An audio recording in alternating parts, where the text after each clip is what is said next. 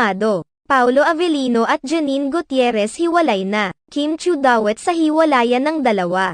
Tila hindi pa rin natatapos ang isyu ng mga celebrity couples na naghihiwalay dahil hindi pa man nakaka-move on ang ilang mga netizens sa sunod-sunod na revelasyon patungkol sa mga naghihiwalay na. Pinangunahan noon ng Kathniel hanggang sa hiwalayan ng engaged couple na sina Bea Alonzo at Dominic Roque. Usap-usapan naman ngayon ang hiwalayan ni Janine Gutierrez at Paolo Avellino kung saan nadadawit naman ang pangalan ni Kim Chiu.